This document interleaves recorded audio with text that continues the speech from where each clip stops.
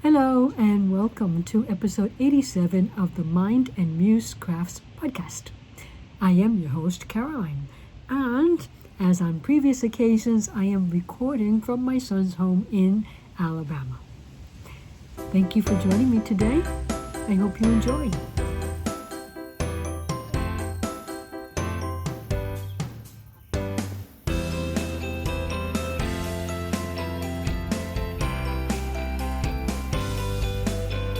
So, as I was saying, yes, I am back in Alabama with my son, but as on all previous occasions, things change because ever since I began recording from here, I have gone through all of the stages of the different seasons. I was here for winter, I was here again for spring, I came in the summer, and now I'm here for autumn. And it's a beautiful autumn. Leaves turning yellow and orange and red, and the wind has a crisp breeze in it, and there are days where it's practically cold for me, not for much anybody else, but for me, with that island blood that I have. And there's afternoons like today that have a very, very cool breeze. So I'm going to see if I can get through this without shivering, and make the most of our time together. So, welcome to another episode. If you are a first-time viewer, I am ever so thankful that you decided to press that watch button and take a risk on watching what we do here, which mostly is definitely just present to you the crafty side of my life. I am a retired math professor and a professional grandma at the moment. We'll see how long that lasts. And in my spare time, well, I like to craft, mostly crochet. Every once in a while, I'll pick up some other type of project of crafting skill, but mostly it is crochet. For those of you that are returning, you already know this, and I am equally grateful that you do come back here every couple of weeks to see what I have been up to.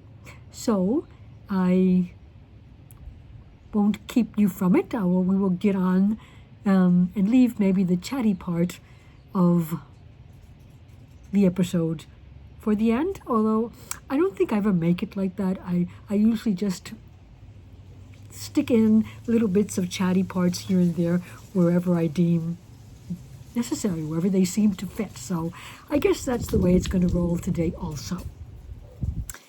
No crochet. I'm not wearing any crochet today because, as I said, this would be the perfect place to be wearing my crochet.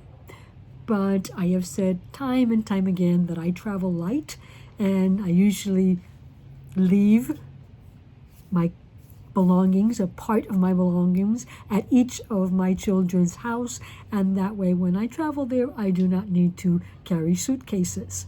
And so I've done it again.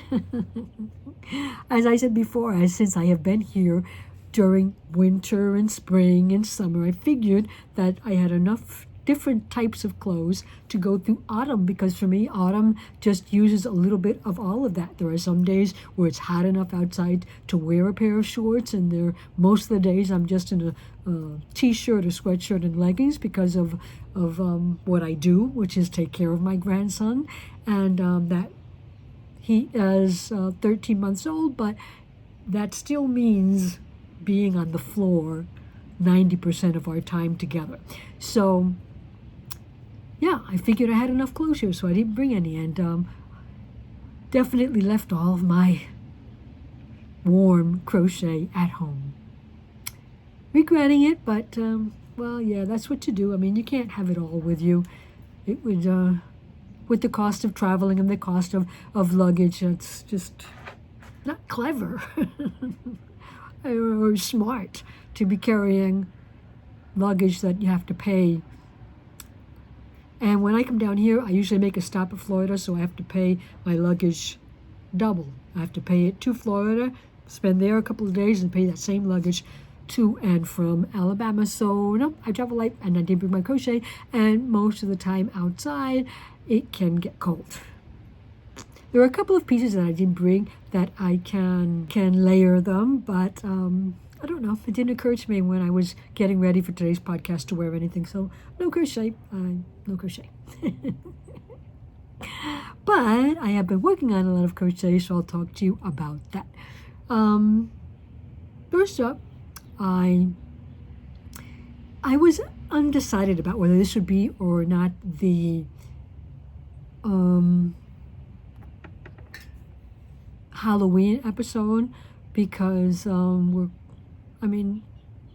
would be cool to do a Halloween episode at a moment where people could use some of my ideas or other people's ideas that I present and work up their own Halloween costumes or costumes for their neighbors or their children or their grandchildren, or maybe just ignore this episode altogether because you don't like to celebrate that holiday. But I don't know. I think for me today it was too early, and then probably later on it'll be too late.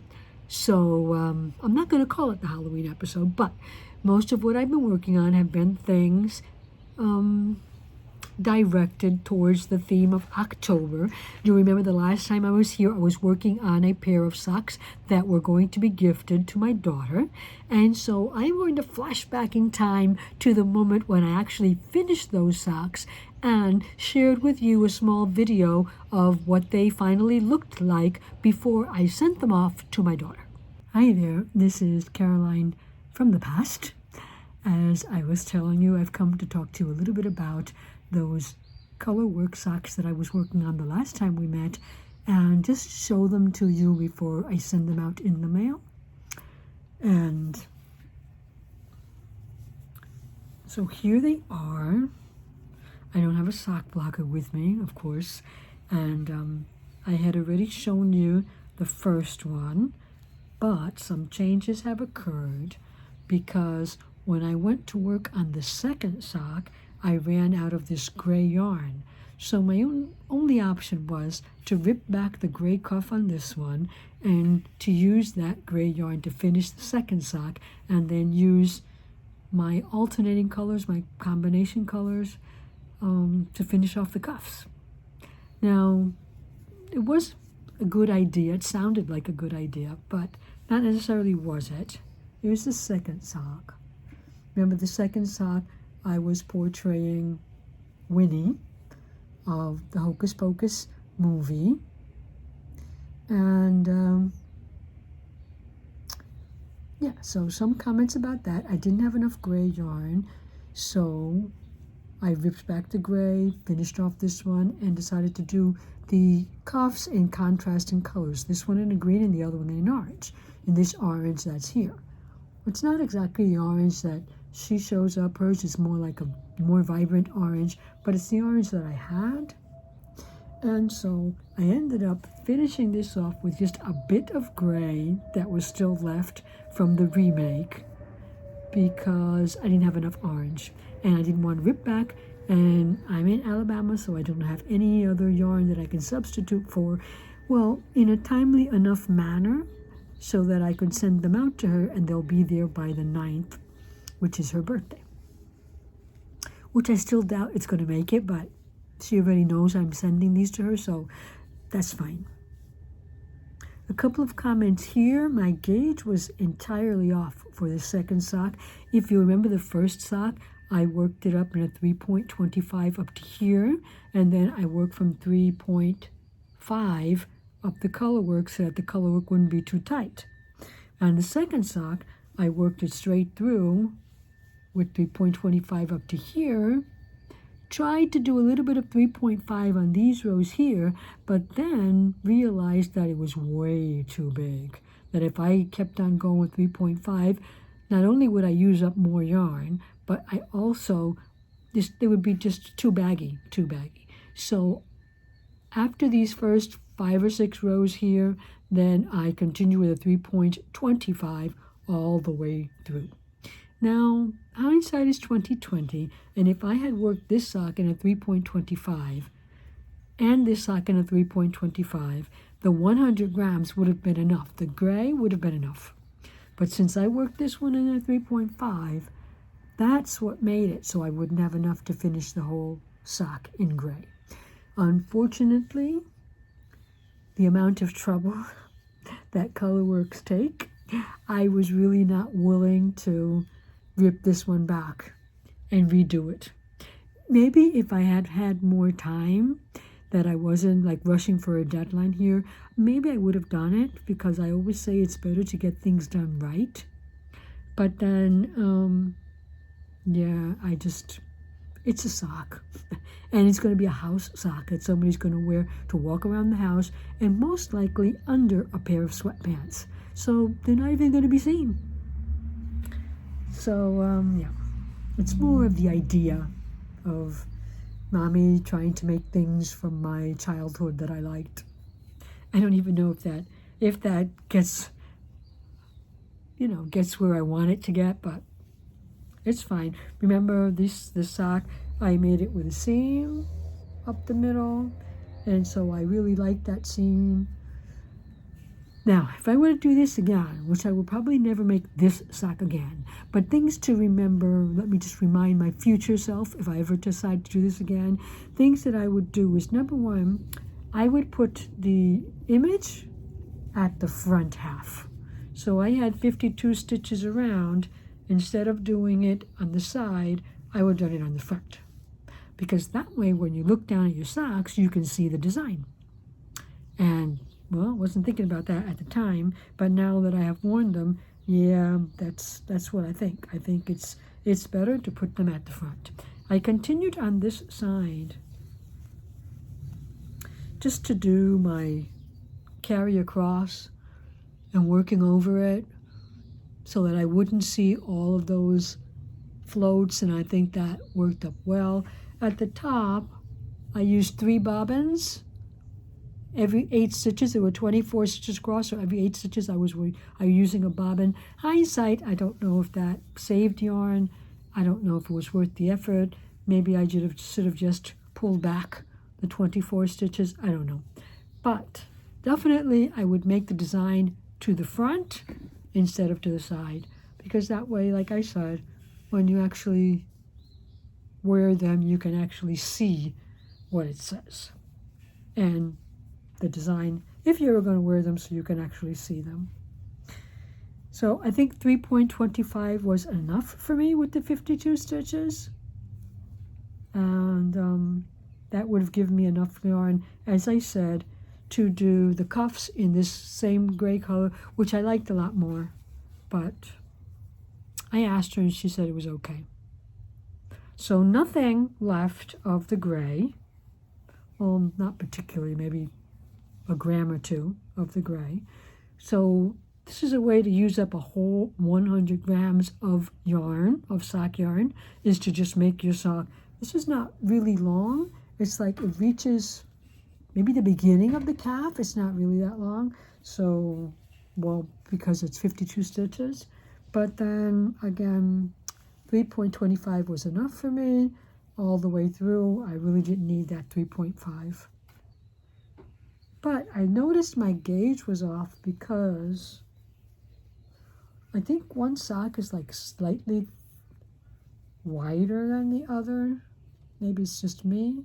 And definitely I also thought that one cuff was like longer than the other, because these are 2 different yarns.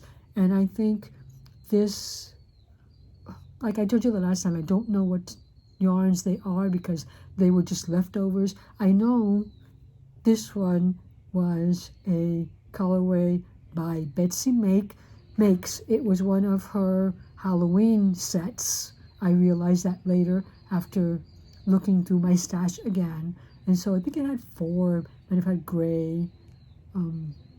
The shocking orange was very light, which might have went well actually with this project now that I think about it. And there was a gray, I don't remember if there was 3 or 4, but this one was thinner than this one. I don't remember. This is a purchased yarn. It's from a commercial yarn, but I don't remember the brand even so. But yeah, that happens when you the yarn is different from different companies. But I have to say, I'm happy with my Hocus Pocus socks. I hope my daughter will be happy too. So now I think I'll just send you back to, or send you forward to Caroline of the future. So by now she received them, and I know she wasn't at her home when she received them, but she did tell me that they fit and that she liked them. But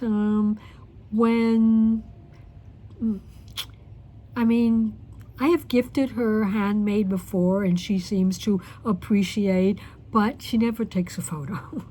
She never remembers that crafters want photos of their work in action. So I don't have a photo of the finished object on her feet to show you, but well, I hope my little video at least gave you an idea of what they are looking like. So that was the first finished object for this episode. That they were pretty far on in the last episode, but now they are complete. So as I came to Alabama, I thought I had packed 2 pairs of knitted socks that were already like on the go, and I found out that there was only 1 packed, and it was okay. I could have worked on that would have been fine. But after completing the socks, my brain started working, and after watching the movie Hocus Pocus, I can also maybe share with you some footage here of a little kitchen craft project that we put together to watch the movie between my daughter-in-law, a cousin of hers, and me and I. We got together and we watched it, and so we created a little kitchen like snack platter, and I can show that to you. And that kind of got me thinking on the fact that I wanted to crochet a Winifred wig. Now, if you haven't watched it, Hocus Pocus, or if you're not a fan, Hocus Pocus, Winifred is one of the main characters of the Hocus Pocus, well, I would say series, but there are only 2 movies, and I guess she's the most powerful in the meanest of the 3 sisters, and so she's kind of like an icon. And my daughter, she's my daughter's favorite character, and although I can't say that I am really into the Hocus Pocus thing, it makes me laugh, and Hocus Pocus 2 I found a lot more entertaining than Hocus Pocus 1 with this idea of eating children. I found Hocus Pocus 2 lighter in that sense of the cruelty, the implied cruelty, and there was a lot more singing, and there was some dancing, and yeah. So I think I enjoyed it a bit more, and when you watch things in company, you might get into it also. And so I was working on a Winifred wig. Now, Winifred has red hair, maybe even orange, more orange, and more orangey hair. And so I automatically went to Red Heart's pumpkin color, and I bought a jumbo. If you don't know, jumbo I think has 7.5 ounces. It's kind of like a double pack. I think it has as much as 3 regular size skeins of yarn, and it was just enough. Actually, it was just enough for what I wanted to do. Now, I used several patterns. No, I used 2 patterns, not several. I used 2 patterns.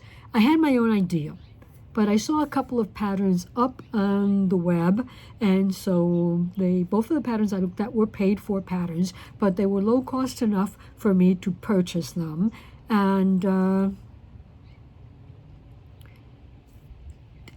to make my ideas concrete, to realize where my initial ideas weren't going to work well or how I could improve them. So both of the patterns work with a hat, like a beanie, and to that beanie they add mounds at the top, separate, that are stuffed, and then they both go in different directions to work around the hat to complete the hairstyle. If you don't know what the hairstyle looks like, I'll put up a picture here so that you can at least get an idea of what we're going for, of that curly or wavy, but kind of like wiry hair that is pulled up into two big mounds, two big buns, sort of. And so that's what I was going for. So the beanie, I knew that I wanted to modify it so that my ears would stick out, because if I were to take my long hair and pull it up into a bun or two buns or whatever, my ears would be showing. They wouldn't be covered up. So I wanted to work the beanie around my ears so that it would be longer at the back and kind of like shorter at the front. So I went for that. I went for that modification. Wasn't really difficult, just completing the front until it's above my eyebrows, and then I slip stitched a couple of stitches. When I got to the back, I just kept going back and forth, leaving one less stitch at the edge as I went back and forth until it kind of pulled in at the back also. So that was one thing I wanted. I knew the beanie was gonna sit tight on my head. In both cases, the hook size and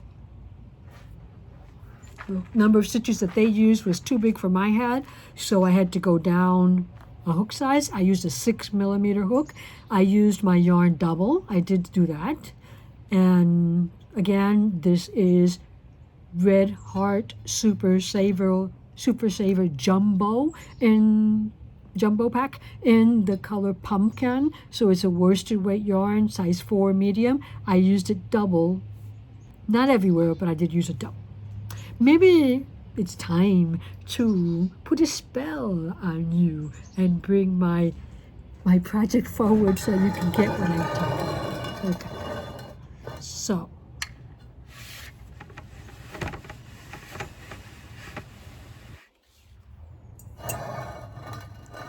here's my Winifred wig up to now. Now you'll see where I said the beanie doesn't go straight across. I went around the ears here, and I made the back part longer than the front, so that, I don't know, it would look a little bit more like hair, so to say. In this version that I used, she did the buns using the loop stitch. And so if you've never seen a loop stitch work, I'm going to include a small video here so you can see how it's worked up.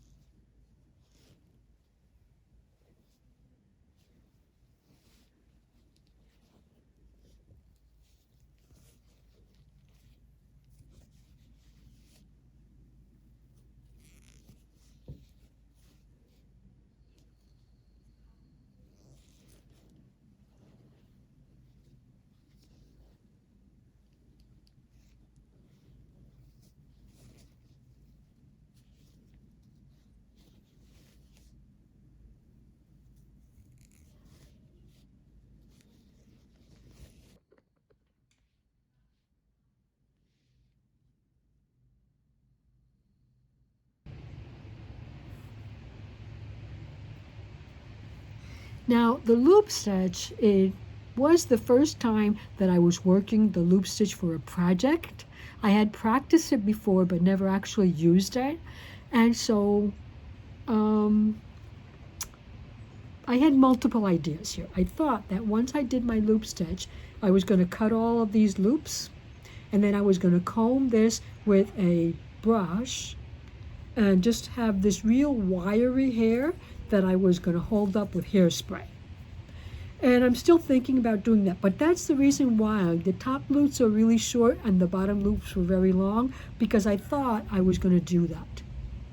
And I still might do it. I don't think she's complete, but I think maybe I will only comb out the bottom ones, and maybe I'll leave the top hairs loopy, because that seems to me a little bit about the way her hair looks. And so the one difficult thing about this that I will tell you, maybe it'll look better over here, you'll see it better, is that I am not sure, actually, I am very much sure that my two buns are not equally spaced, or they're not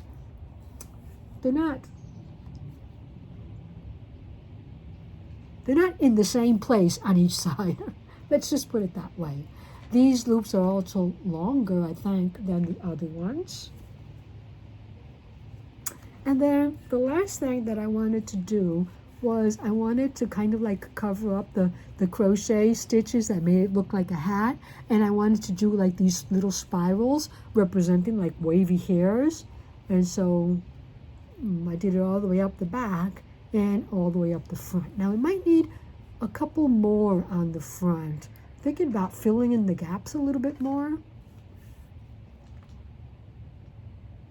But I will show you what this looks like now.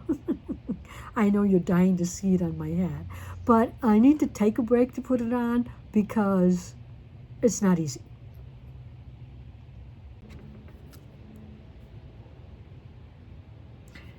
Okay, so I tried to put it on, but obviously if I were to do this for some type of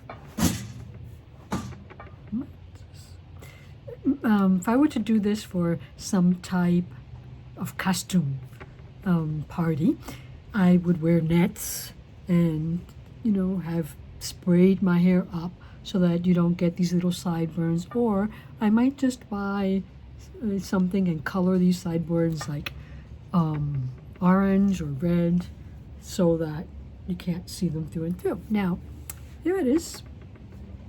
You'll be the judge. You'll tell me if you think I should cut the loops and make them wiry, or if maybe I should just cut them down here and make them wiry, or if I should just apply a spray to them as they are. You kind of want to like see the separation between the buns. So you tell me. I'll give you a look at the back. Let me see if I can do it.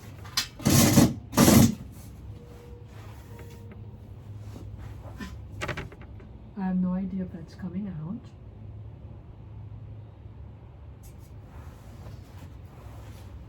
I'll see, I guess. So that's my Winifred wig. I really don't think it's so bad a trial. There are things that I would do differently. I would bring it up more around the ear than I did. See, my ear is a little bit falling to the front and I want it to do flat. But I'm pretty sure I could fix that by simply steaming down the sides, because this is crude and nothing has been done to them. And so do you think I have enough wiry hair here? I mean, curly hair here? Or should I have more? I think at the back I've got more.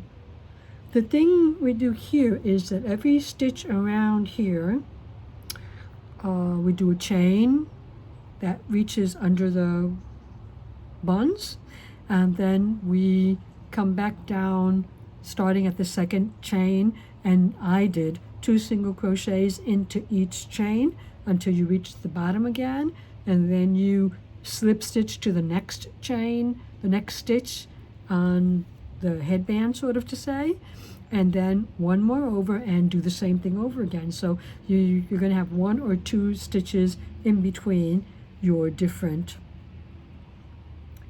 let's say, curls. And then you stretch them out to reach the top, and sometimes they were left over. I purposely left over so that you could see some of the curls at the top. I don't know if that was a good thing or a bad thing, but I did that. And what could I have done? If I had more yarn, instead of using a single crochet, I might have done a half double so that they would have been thicker and they would have covered up more space. But I think they covered it up okay. I think they covered enough so that I can say Yeah, I think I like it. One thing I'll notice is that when you look in the mirror, you see one thing, but when you look into a camera, you see something else. You can see you see more flaws when you're looking into the camera. So these, I wanted them to be less round and more up.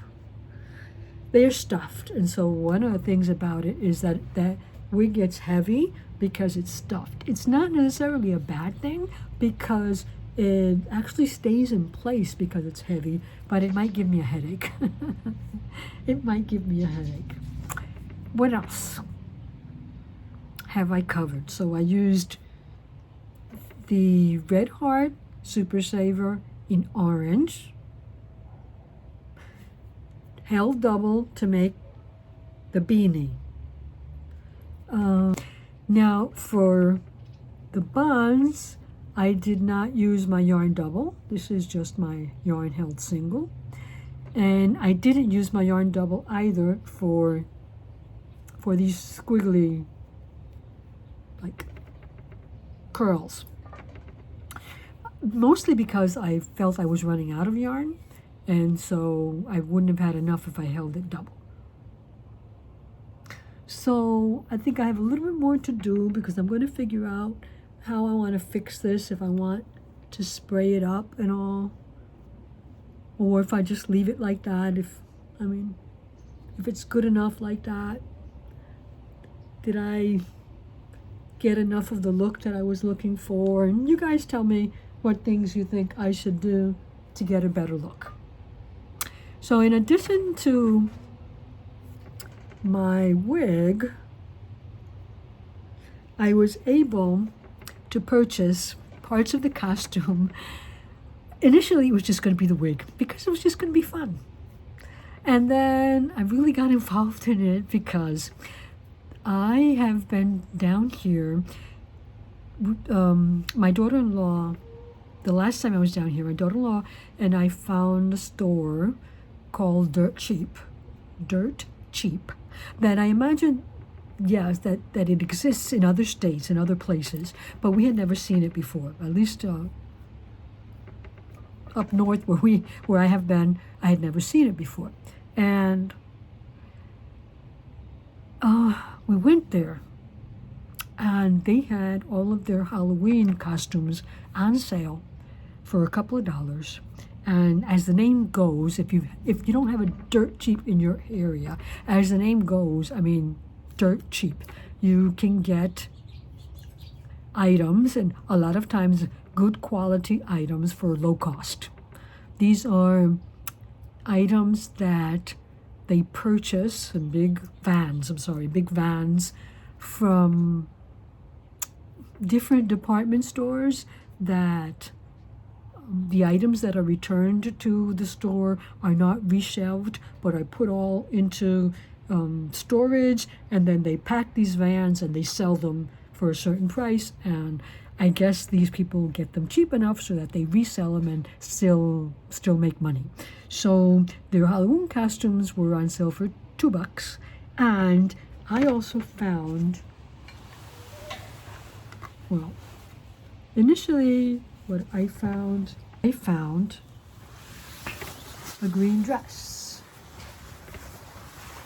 I'm going to see how far back I can go so you can get a look at it. It is a very long dress. And that was another couple of dollars only. And it said medium size 8 to 10, and I'm like, oh, I'm all set with this dress. But when I got home, that size 8 to 10 did not fit. So I got online and I purchased from Amazon this inexpensive corset because I cannot close it from here up. It'll close up to here, but then the top part won't close. But if I put the corset over it, nobody's going to know. You can't tell. So that'll be just between us. And the corset is tight enough to hold it in place so it won't fall off. And so if you know anything about the movie, you know that Winifred usually wears purple at the bottom, and on top she wears green. But I didn't find that, obviously. I didn't find that. I found it backwards. I found the green and the purple on top, but I think it's fine. I think it's perfect. And I might even put the black cape on top. So, there. I talk as if I were going out for Halloween. The only thing, guys, I do for Halloween is this program. These episodes, the Halloween episodes, I do at home in my house, and I don't go out anywhere in my costume because my husband doesn't go for that. And where I live, it's not centered enough. I don't live in, let's say, a large town. I live on the outskirts, so it's, you know, hills and darkness and woods, and so no kids want to walk around there and ask for candy. So they all go to the residential areas where, you know, it's more urban, there are more houses, there's more lighting, there's better lighting, and, you know, people get together and even give their candy out during the day. You can go to malls, and the little kids will do that. But unfortunately, the older kids and the more adults that have participated have given it a bad rep, haven't they? I don't know if it's happened where you live, but that's the way it is where I live. So Halloween is all fun in my mind because where I live, you really can't. I have very good memories of Halloween from when I was a child. I am the youngest in my family still, but I was the youngest of 11 children. As you know, 3 of them of my brothers and sisters have passed on by now, all in the last 2 years, 2 or 3 years. But anyway, I had very fond memories of Halloween as a child. I raised my children to have fond memories of Halloween and the playful part of it. But where I live, that doesn't exist. So, yes, I will do nothing with this except show it to you and probably save it for some moment where I can become an old witch very easily. In addition to that, anyway, I had to go also and purchase beads to make Winifred jewelry because I just had to. I'll put up a picture here if you haven't seen the movie of her necklace. That is the major attraction of her jewelry set. Her earrings are large gold colored or gold toned pieces with an amethyst in the middle. But I couldn't replicate that. I couldn't find the pieces, and honestly, I really didn't want to spend all that much. If I were at home, I wouldn't have purchased anything because I have enough pieces and findings and craft wire at home that I wouldn't have had to make this. And so that's what I have.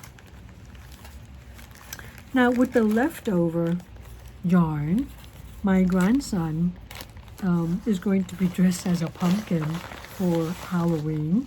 So I decided that with the leftover yarn, I would make him 2 booties because we purchased his costume at the same store at Dirt Cheap, but it didn't have the little booties that were supposed to go with the costume. So I made him 2 little booties that I have not woven in the ends because I finished the second one this afternoon and want to make sure they fit because now I know exactly how much yarn I need, and so I want to know if they fit. If not, what I would do would be go up or down a hook size depending on whether they're too big or too small. I think they're going to fit because he's a tiny, tiny baby. The instructions on this were for 5 months, and he's nowhere. His foot is probably about that size, but a lot, maybe about this size, but not as wide as this size. And that's if I can get him to wear them, because up to now, they've never put any shoes on his feet. He won't leave his socks on. He just hates anything that he feels is tying him down. So he screams his head off and kicks until he can knock his shoes off. He doesn't find them fun at all, which is a shame, but which is the reason why I'm not going to make it out of anything that isn't red heart, because they will probably end up